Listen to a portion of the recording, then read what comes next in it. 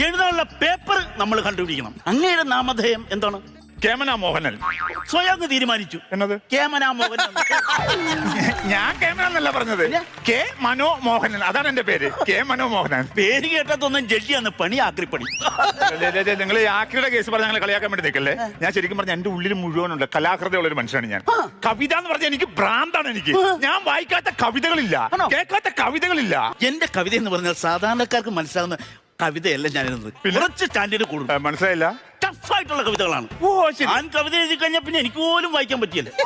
അക്ഷരത്തെറ്റ് കാണോ? അതായിരിക്കും. അതല്ല, അത്ര കടുകട്ടിയ വാക്കുകളെ ഞാൻ ചോദിക്കുന്നു. ശരി. സാധാരണക്കാരന് മനസ്സിലാകുന്ന ഭാഷയിൽ ഞാൻ പറഞ്ഞു. അതായത് ഈ ജലം ഇങ്ങനെ തിളച്ച് മറിഞ്ഞ് അത് നീരാവിയായിട്ട് മുകളിലേക്ക് ഉയർന്ന് അത് ഖനീഭവിച്ച് തുള്ളി തുള്ളിയായി മനുഷ്യരുടെ ഉള്ളിലേക്ക് ഇറങ്ങിച്ചെന്ന് അവരുടെ സിരകരെ ലഹരി പിടിപ്പിക്കുന്ന ഒരു സംഭവമാണത്. അതായത് കള്ളവാറ്റ്. അതാണ് പരിപാടി. അതിനാണ് ഈ ജുബായിട്ടോട്ടോ നീ പുൽക്കാന്താടിയും വെച്ചോ ഇവിടെ കിടന്ന് ഷോ കാണിക്കണം. അതൊന്ന് വിട്. അതാണോ നമ്മുടെ കണ്ടന്റ്?